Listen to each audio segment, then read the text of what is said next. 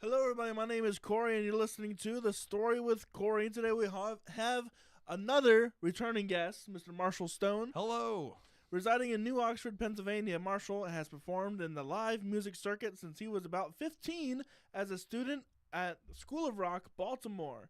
He has a dynamic and chameleon-like vocal range, which extends to his live shows, performing in multiple genres with a high-baritone delivery.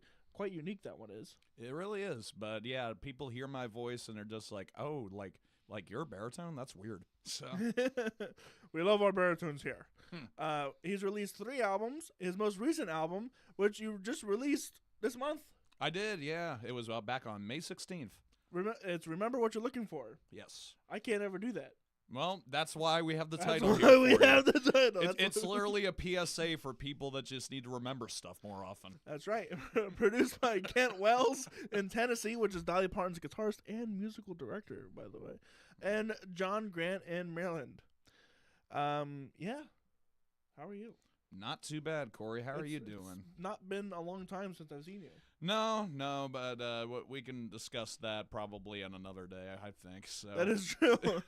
because contracts of the sort. Contracts of the sort. Well, I creative contracts can happily say that I've been working with Marshall Stone on a myriad of projects. And I can say that with you too as well, Cory. I just cannot elaborate on other stuff other than that. So. Yes. Well, there is one subject I would like to talk about, which is our future collaboration coming up, which is Get Off This Rock. Yes. We're actually writing a song for your space concept album, That's right. I believe. Yeah. Yes, I am very excited about that, and that's all we will leave to that. We're actually going to record some of it today, hopefully. Maybe. Yeah. We'll see. I think we'll have enough time to get something down. Yeah. Well, anyway, enough about me. This show's about you. No, it's just like, hey, here's my special guest, Cory Rosen. That's right. Yeah. By the way, it's the story with Cory, not the story with Marshall Stone. It's the story of Cory. That's the thing. Anyway, so what have you been up to? It's been about a year or so since I've had you on this podcast. So what ended up happening was just me evaluating when I wanted to release this thing, because I just had some internal stuff that I had to deal with, but I finally got the go at about February to start getting everything together for it. And that's been great because these have all been songs that I've been working on for a long time, and I'm happy to provide them all for everyone because people have been waiting for new music from me for a while. Yeah, it's been a while for years, hasn't it? It has, yeah. Too much just like waiting for like the right signals and the right right permissions to be granted and everything like that. So mainly in like upper management and everything. So well, tell me about it. You somehow got in contact with Dolly Parton's guitarist. Yeah, so it was actually a thing. I can talk about this. So I got a tip from my mom, and she was reading the paper and she saw a feature that basically had John Grant feature. I mean, not John Grant, Kent Wells. Kent Wells was featured in an article just discussing like his studio, his life, and everything like that. And she thought it would be good to just reach out to him and see like if he'd be willing to record, like meet up with us and record some of my stuff.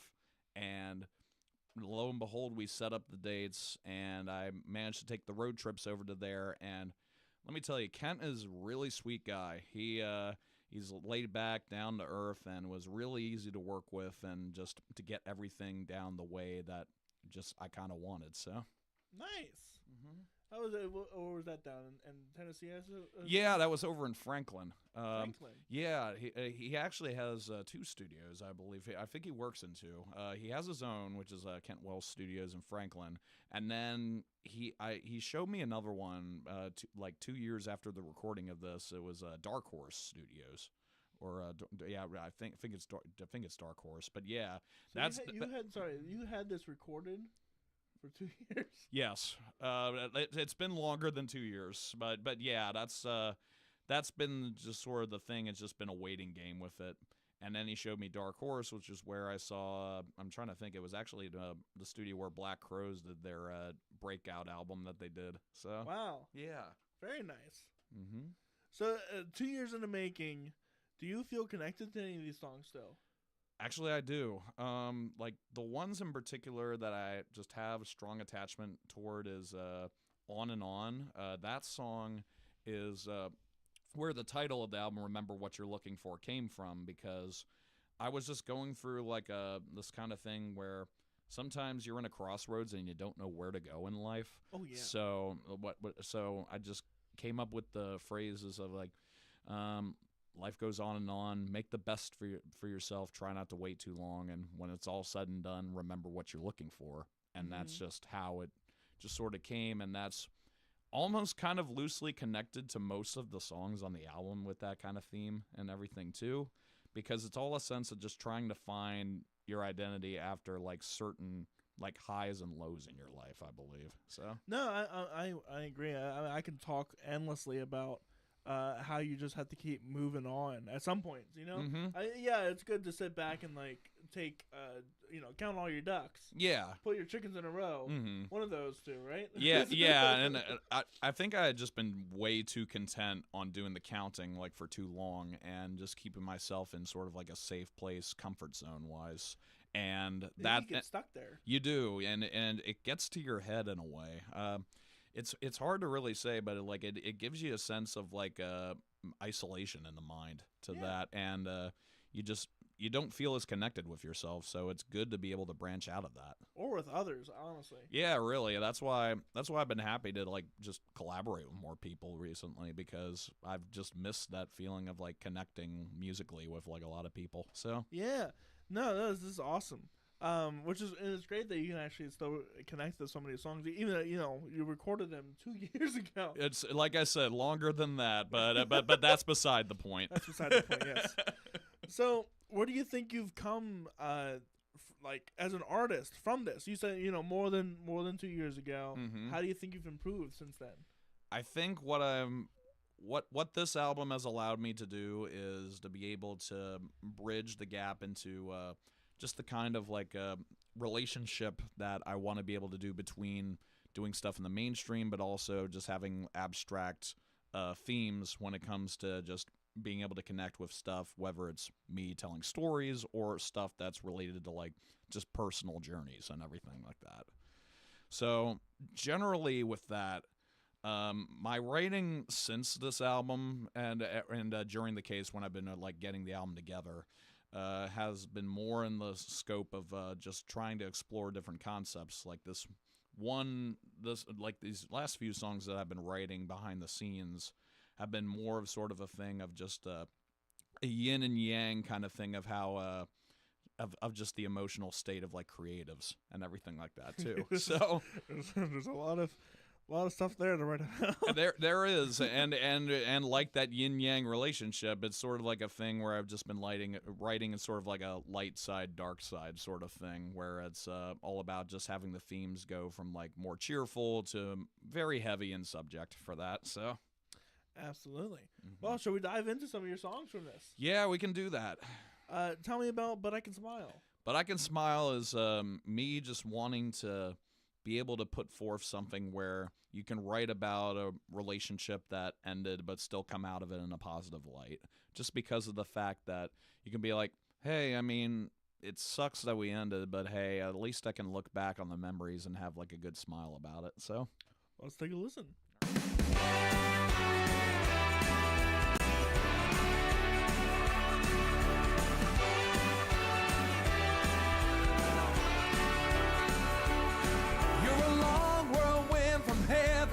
Somebody that I knew.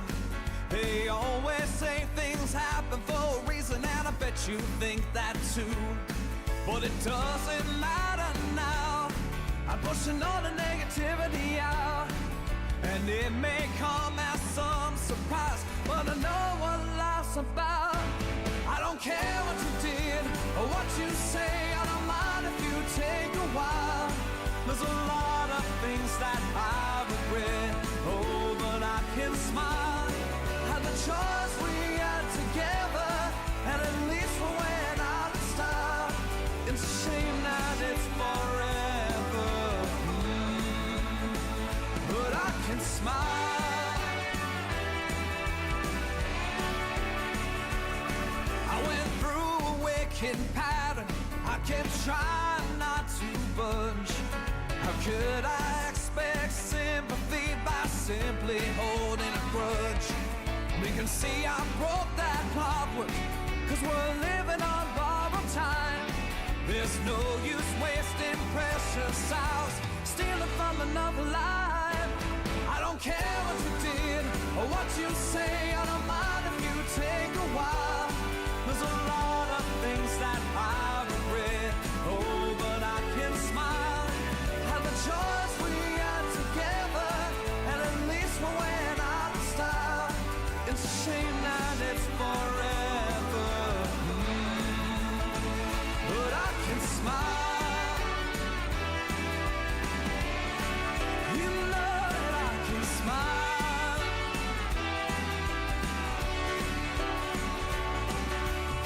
No need to worry anymore. I'm feeling stronger than ever before. If you wanna join me someday, well, don't hesitate. Don't hesitate. Woo!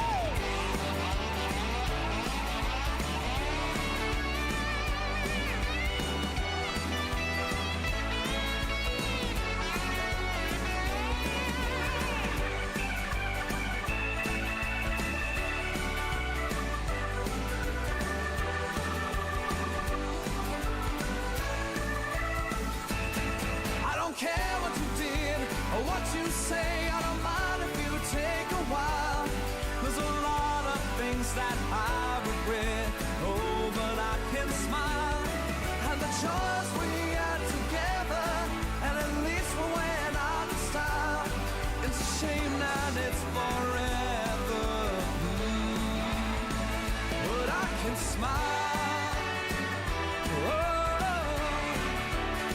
yeah, I can smile. Yeah.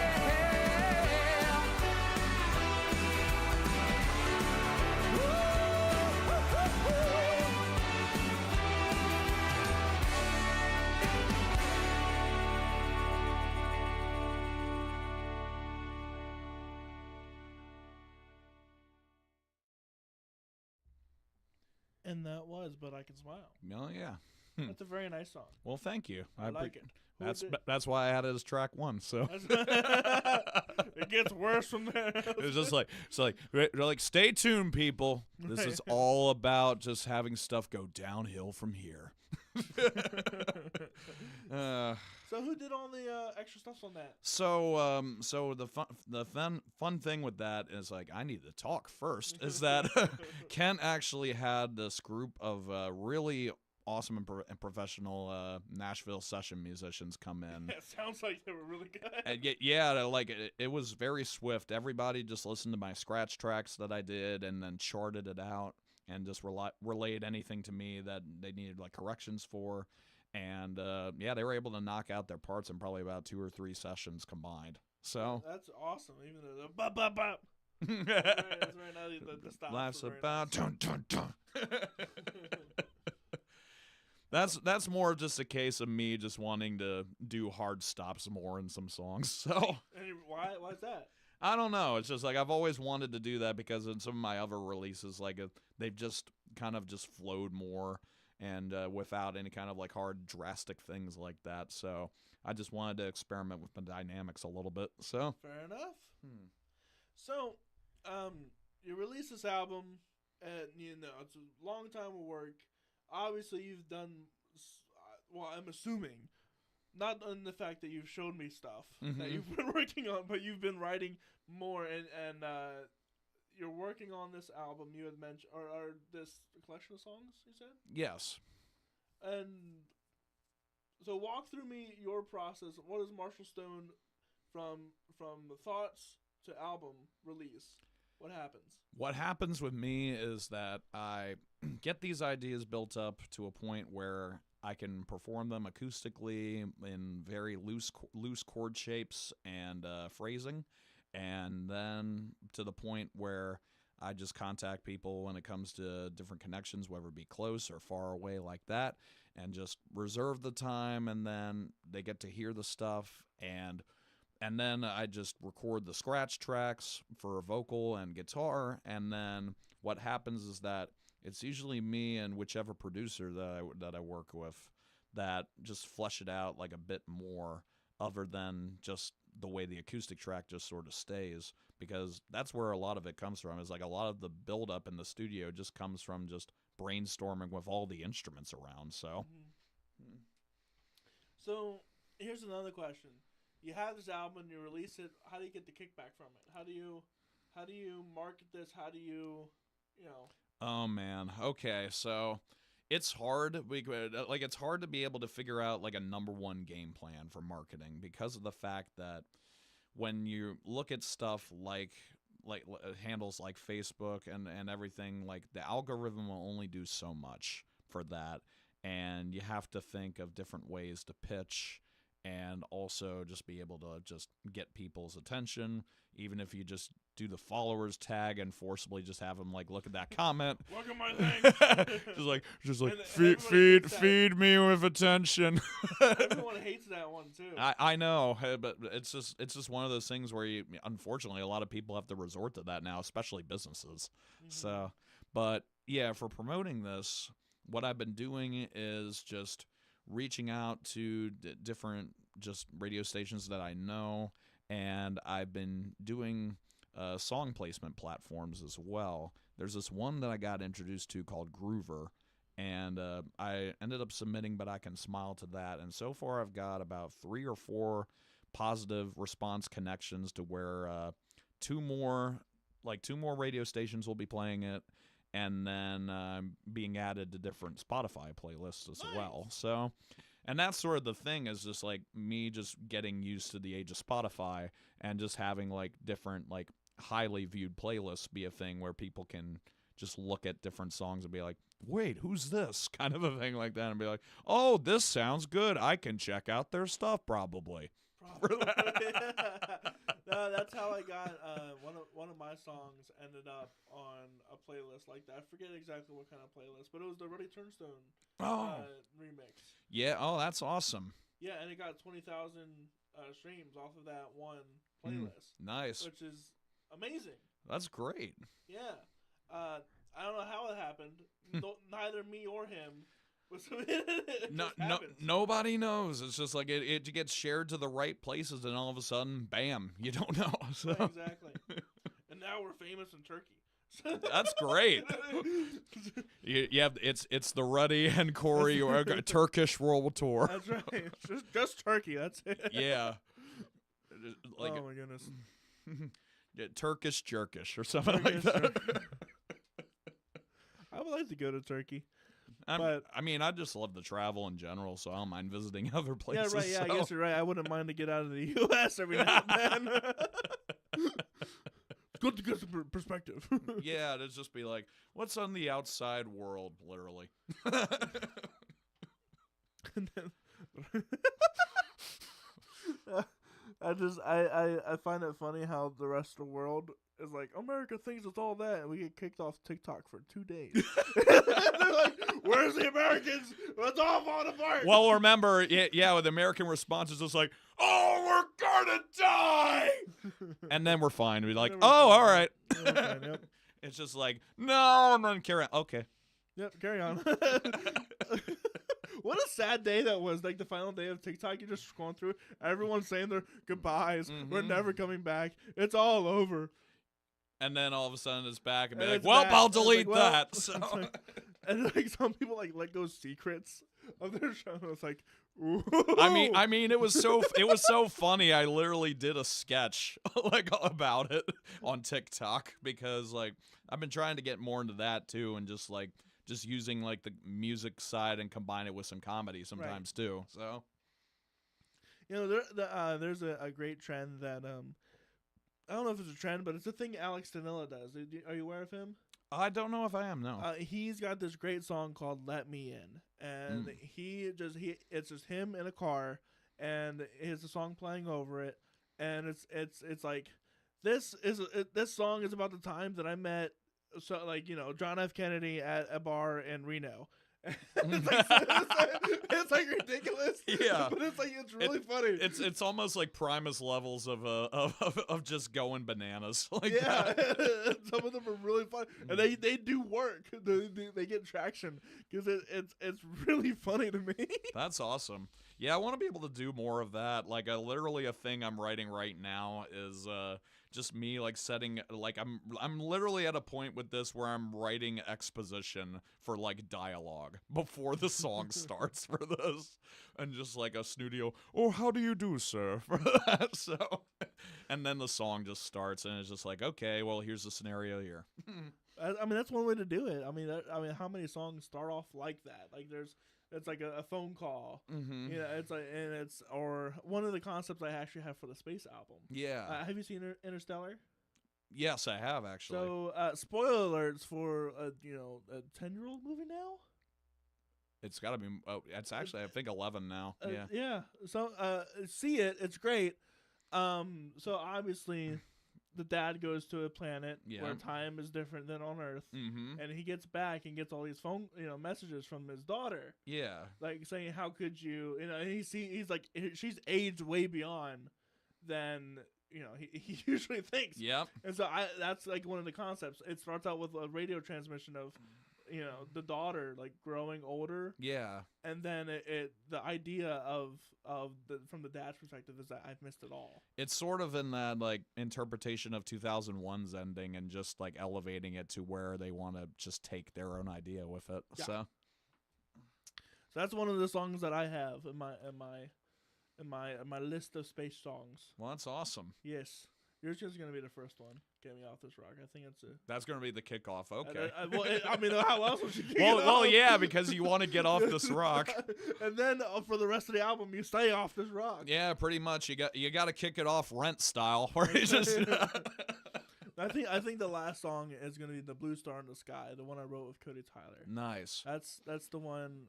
I saw some behind the scenes of you guys working on it. That's been cool. So yeah, that'll be really fun, especially with his voice on it. Yeah. He's gonna put some sort of moniker. Because it's not his style whatsoever. Yeah. So it's just like, okay, I'll call myself Tyler Cody. No, put him. Yes. Toddy Kyler. Yeah. I'll call myself Mr. Todd's. No, I'm really excited. I'm really excited for that whole thing.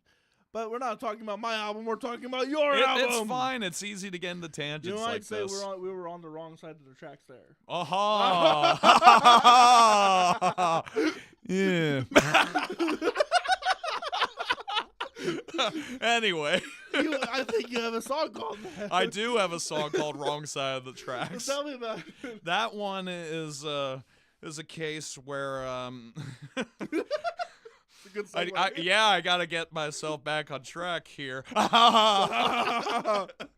right, so yeah, Wrong Side of the Tracks is just about just finding out in your own way or another that someone is just wanting to like want to have a second chance with you and or be their rebound and kind of a thing like that. And it really is just a case where you're thinking personally, you're just like, what do you mean? I don't want to be like somebody's rebound. I can't just be taken back like that. It's just like we may have cared about each other before, but it's not like that anymore, kind of a thing like that. So respect yourself. And literally when the lyrics is just don't be wasting my time for that, because it is just a waste of time for her to be exerting her energy for it. So, well, let's take a listen to "Wrong Side of the Tracks" by Marshall Stone. Sounds good.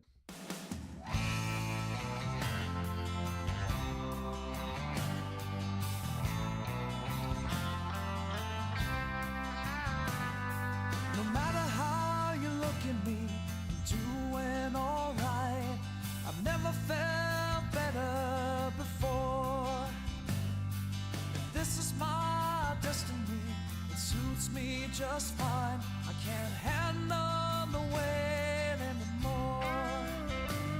Of 1,000 things promised, nothing returned.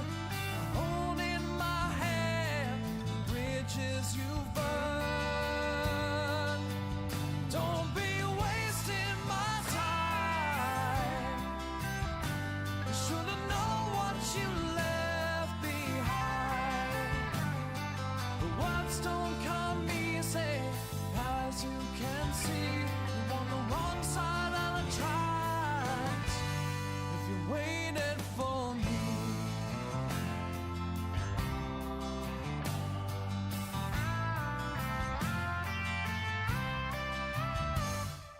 stunning how we lose ourselves. It changes the scale of the people who envy you.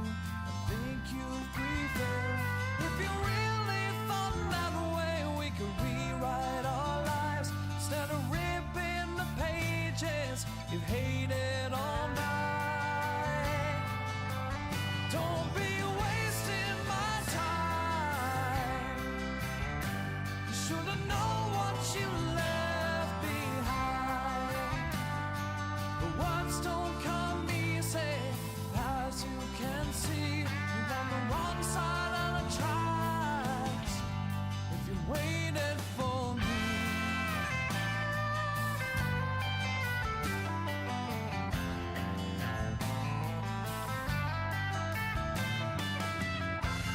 After all of this time, would you change your heart?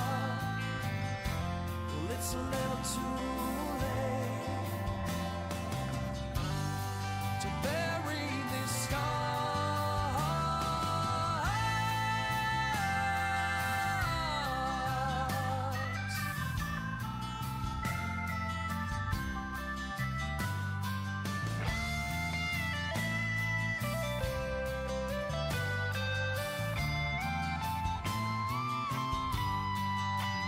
Don't be wasting my time. You should've known what you left behind. The words don't come easy, as you can see. You're on the wrong side of the tracks.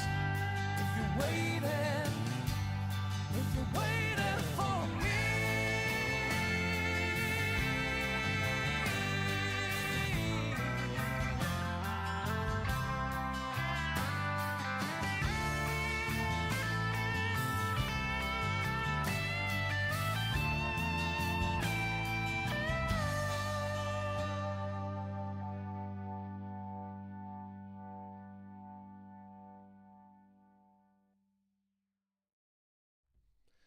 And that was Wrong Side of the Tracks.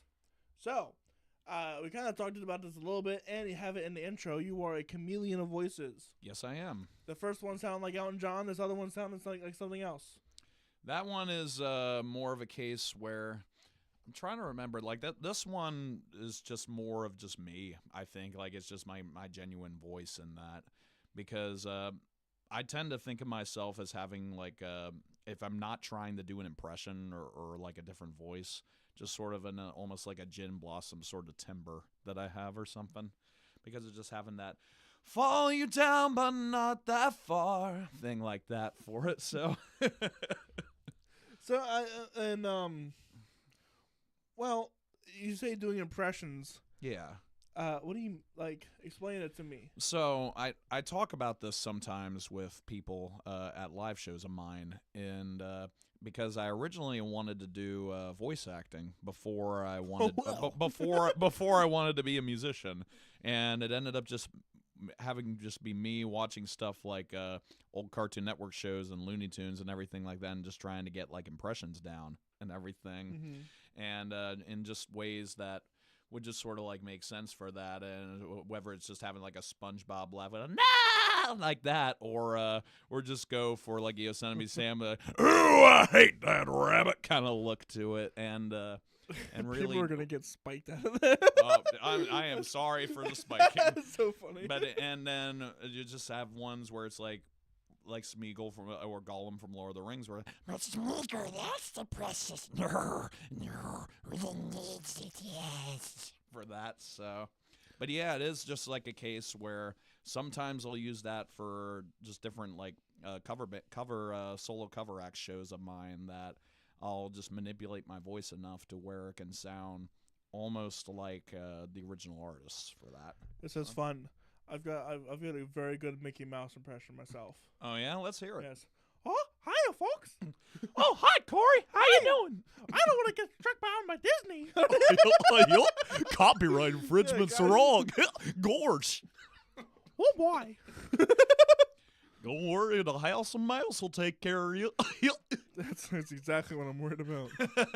It'll be like that Family Guy clip with Mickey Mouse and the other rat. Yeah. Anyway. Like Michael Rat or something like that. That probably wasn't the best impression. I could do better. Yeah.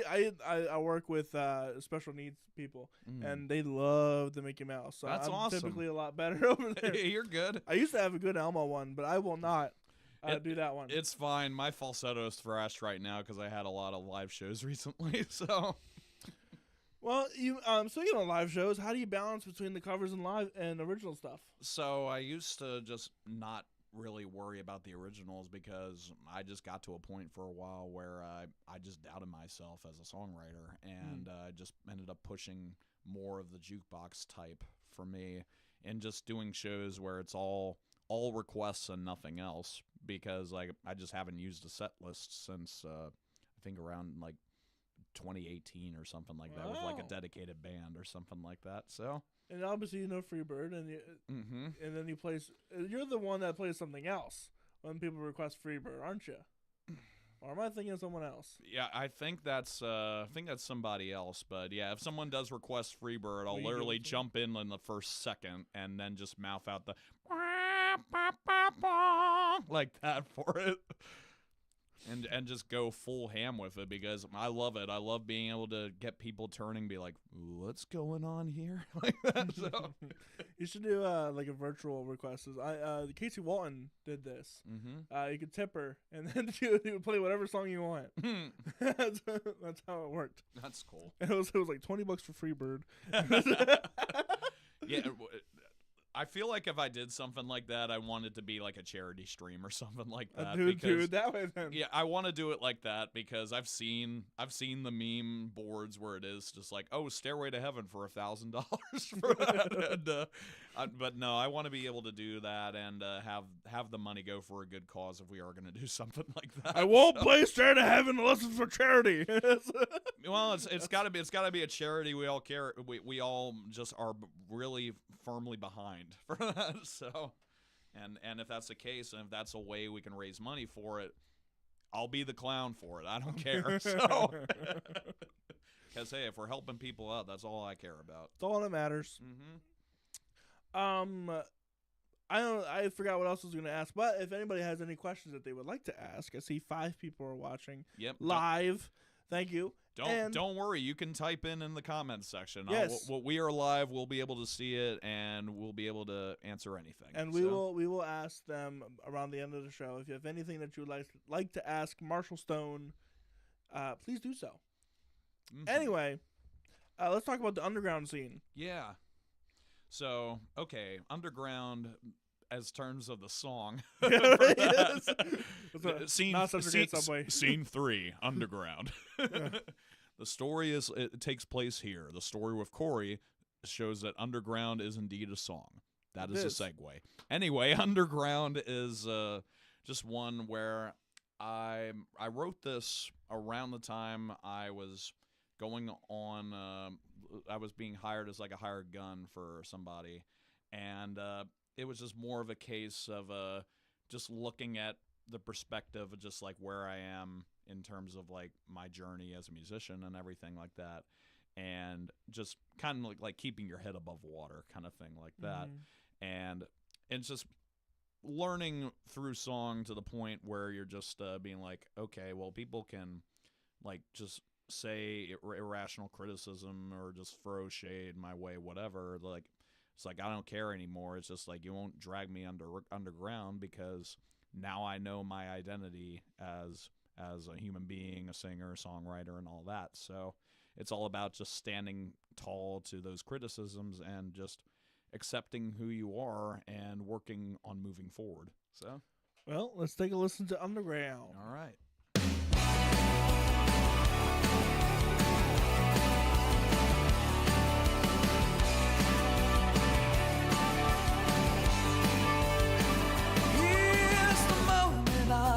Looking for another chance to shine. I'm born again to rise above. Who knows what I'll find? It's another time, another place, another way to go. I've been a back for far too long. It's time to take control.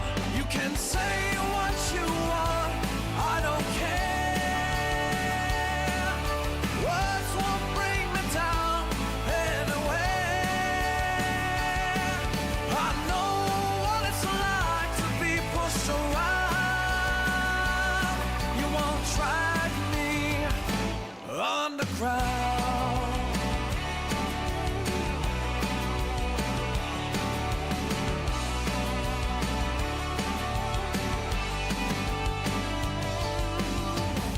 I've seen trouble all my life. It's not where I wanna be. I'm on the other side. Don't kick me down, turn me around. I could never stay. I'm ready for a better place. It's a brand new day. You can say what you want, I don't care.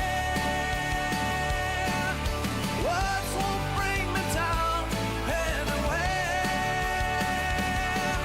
I know what it's like to be pushed around. You won't drag me underground.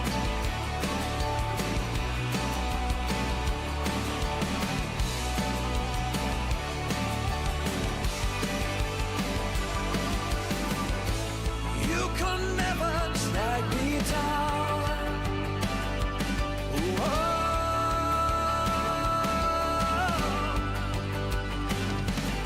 It's time to turn it all around. Time to turn it all around.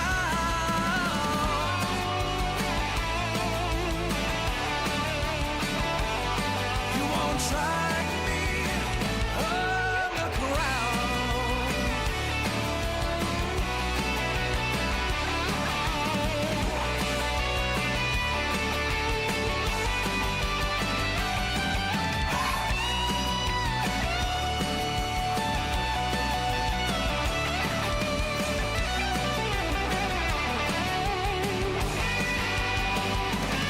You can say what you want, I don't care. Words won't bring me down anywhere.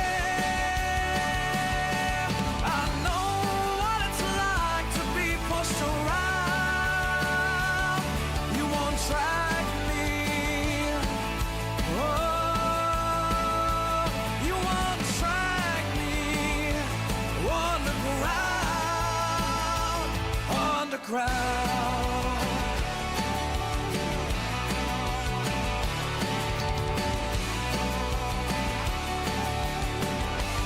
You won't drag me underground.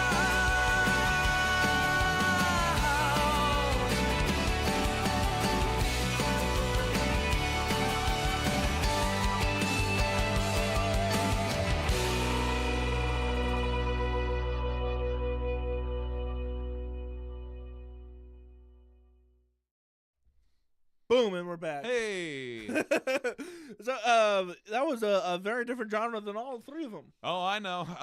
That's why I call myself a singer-songwriter and not a dedicated genre person. Just because, Amen, hallelujah. just because of the fact that Pass I off the love plate. to be able to just kind of like try to fit things through like a glove and everything. No, I totally agree with you because you know, you stick to one genre. You call yourself, oh, I'm a punk rock emo artist, whatever, and that's it. Mm-hmm. Yeah, it's just like automatically people just have that stigma where it's just like, oh, well, that's what you are, and they associate this, or this with that person. But with me, it's just like I love being able to write in different styles, so people can really just see all the diversity that I like to offer. What's a style you haven't written in yet, but you would like to? Probably symphonic metal, I think. Well, I can help you with that. All right. Because I've got the symphony stuff. I would just need to do like drop A or B tuned guitars to like write it all out. So Well, you saw what I did with the demo, or like the working demo. yeah. Of Get Off This Rock. So I've got the samples. Oh, I for know it. you do. Yeah. So if you and I would like symphonic metal. This is not metal, Mhm. but Creed did do a song called "With Arms Wide Open." Yeah. One of the best songs ever written. I will defend that statement, and only because it was my mother's favorite song. All right, that is And- very, very fair. And well, she used to sing it to me when I was a baby, Mhm. and they have a strings orchestral version of it Mm. with like the guitar and everything. Nice. So I love orchestral stuff, like especially like some of my favorites have been. I'm trying to think. I know Sting put out an orchestra like only live album. Really? Yeah, that sounded really good. Especially King of Pain, that sounded really good with an orchestra. I will have that. to listen to that. I recommend that. Yes, So- I've been getting into Kiss. That's what you said, right? Kiss. Or did I just completely no, miss I it? said Sting, You but said Sting, but but Kiss, it's- but funny that you said Kiss because Kiss actually put out a Symphony Alive album Did they do? where they did the same thing. That is so funny. I thought Sting from WWE, and then I was like, oh, that's Kiss. No, Sting from the Police. Yes, yeah. but yeah, like I when it comes to Sting's orchestra and Kiss's, I recommend both because both symphonies sound really good. Yes, as they should. Yeah. Anyway, what is one technique that you're still working on as a musician yourself? Wants and needs, I'm still working on as a musician myself. Technique. Oh, or- technique. yes. Okay. Wants and needs are included in that. but- Okay. Honestly, it's just more of just writing stuff out like completely on the fly and just like unprompted kind of thing like that. Really? Because sometimes I need to get into sort of just a mood or just overall mindset in order to just like be like, okay, time to start working, kind of thing like that. So I've run into the opposite problem Yeah? recently, where I need like prompts to do stuff. mm, And I found a list of very funny music prompts. Would you like to hear a few? sure. Okay. All right. This is actually one for the space album. Well, imagine you were an astronaut who floated away from their spacecraft, kind of like Space Odyssey. Yeah. Right. Write a song about the isolation and helplessness, as you know, whatever. That'll be a fun. It's not funny, but it would be a fun song prompt. Yeah, I mean, even if it was just something where if it was an extended episode or something like that, I'd just do a thing where we just like time ourselves and see what we come up with in like Yeah. a minute or 2 minute span for that. So Well, here's one of the funniest ones. Put yourself in the position of a dog who can't find his way home. Write a song from his perspective, and don't mention that you're a dog. I mean, you can literally just have all the lyrics be bark, bark, bark, Yeah, bark, and then it's not mentioning that you're a You're dog. a dog, yeah, it's just right. literally just a case where just like, okay, he's probably a dog then. He's probably a dog. It's just like you could write something about the complete manifestation of thoughts that are complicating the dog's mind, but all of a sudden something that comes out is just bork. Bork. You know? Roof. Bork, Ruff. bork, bork, Ruff. Ruff. Rough. It's a rough song, if you Very rough and and barking up the wrong tree. man, paws out, I gotta say. Or, another one that I really, really want to do is write a song in caveman speak. Oh, that'd be funny. Really funny. I think it would be really funny if you did that with a metal sort of sound. to it. Exactly. Yeah. Ooga booga. Ah! I mean, hey, that's probably how some screamo got started. We There's have a bunch of cavemen. for that song. Anyway. Let's It's get back. it's just easy to get into tangents. Oh, so. 1,000%. These are fun tangents, though. They are. You are working on something currently, I am, yes. something that is in the progress of happening, Mhm. hopefully. Yeah. Tell me your perspective on it. Well, with this, yeah, we're talking about the album I'm working on, right? Or is it something else? Oh, we're talking about the Night of Iodine. Ah, okay, yeah. So I led you down the wrong path. I am sorry. That's okay. But yeah, You were on the wrong side of the tracks. Like, I was waiting for you to give me the sign. So. That's okay, that's fine. But yeah, like Night of Iodine, I'm really excited about because this will be my first foray into voice acting, and I've just gotten really comfortable with the cast, like even with the brief time that we've met up, and it's been really fun, just kind of just exploring and just sort of learning on the fly with that. So Yeah, and I'll kind of explain what it is a little bit deeper, since I am one of the, I wouldn't say creators, but facilitators of such thing. hey, cut loose on that. Yes, so The Night of Ayadash is a book that my friend Kenny Baxwell wrote, and it's a faith-based story. It's kind of like your Chronicles of Narnia or J.R.R. Tolkien, what's that called? Lord of the Rings. I've only seen it once, so please forgive me. But it was the extended version, so I'm redeemed there. Well, there you go. Have you ever seen the extended versions of Lord of the Rings? I have. Unfortunately for me, I was so kept on the theatrical versions that I had no idea how much the extended versions really had, and I'm glad that I checked them out. Yes, it's very good. A long marathon that was. Yes, it couldn't. I didn't have the fortitude to do it all in one day. I'm sorry, but that's okay. Not everyone does. Yeah, it's like watching Star Wars on May 4th. It's like, how do you do it? It's just a lot. It is a lot. It's a lot for the body to take in. Yes. But anyway, this is the book that my friend wrote, and that we've decided to turn it into an audio drama, which means it's kind of like a podcast, but with music and voice actors and Marshall in it. I'm here too. You're here too. Yes, he is one of the characters, Agape, which, if you know your Greek, means love. Mm-hmm. And I think that's all we'll go on that. We're currently in the stages of reading the book, Yes. reading the script. Have you read the script all? I have. I'm really enjoying how all the twists and turns have been happening, and yeah, let's just say as the recording goes, yeah, it's going to be interesting with some stuff. It is going to be interesting with some stuff. We're really excited. We got some great talent on it too, like John Milicic. Yep. And Dan Griffin of Home is Where the Art Is. Oh yeah. And also of well, never mind. Oof.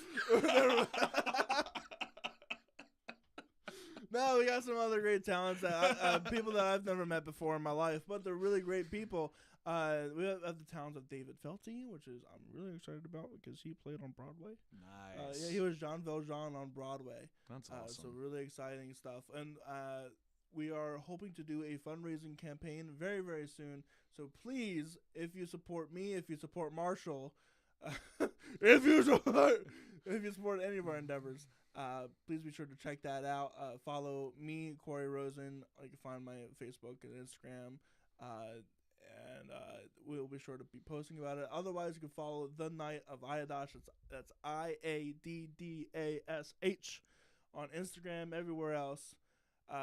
We're really excited. We have a trailer coming out. Mm-hmm. You've seen the trailer. I have. You like the trailer? I do. I really like the trailer. It's a really good story, so I recommend that you guys follow and check out all the updates for anything. Yes, because we have to hit our funding goal or else it doesn't happen.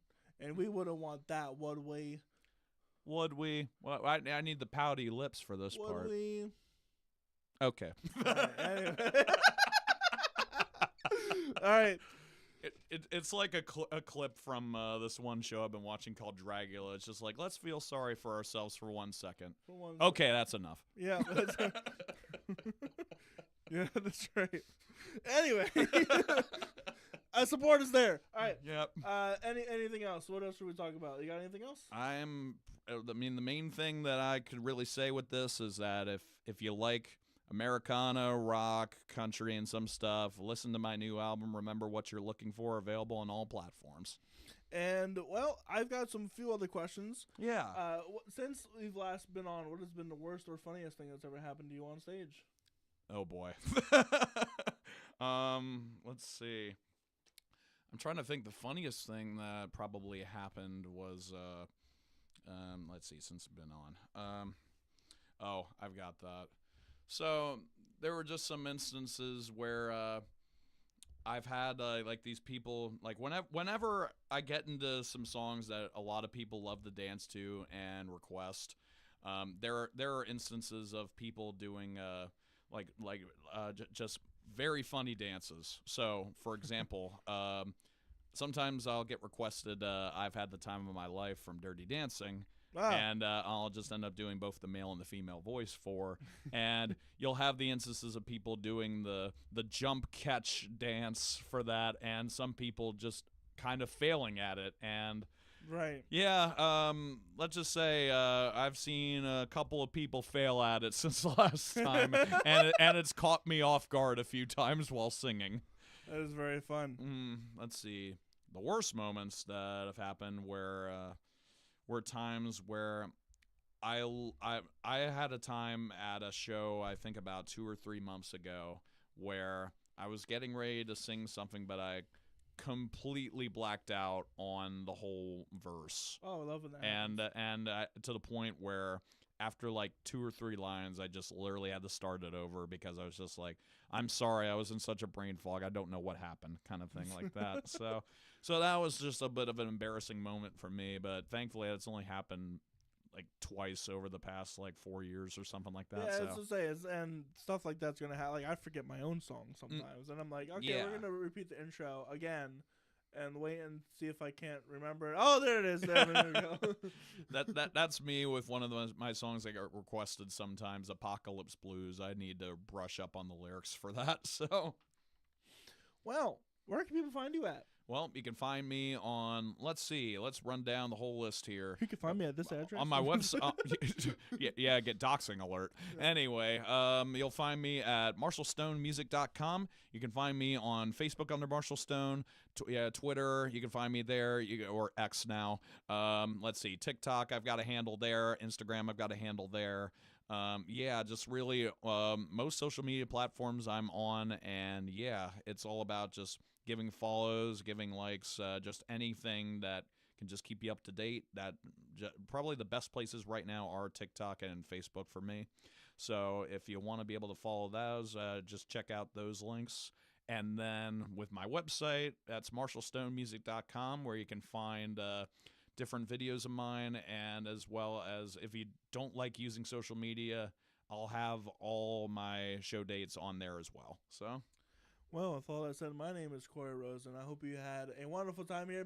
Please be sure to like, comment, subscribe, all the YouTuber things, so that way we can grow bigger as a show and get wonderful Cookies. Yeah. Well, yeah, we get. I get if you get me enough subscriber, I get money and I get cookie, and it's good cookie. Yeah, you can have all the cookies that you want. Nom, nom, Right. nom, nom. Nom, nom, nom. No, but please be sure to like, comment, subscribe, share.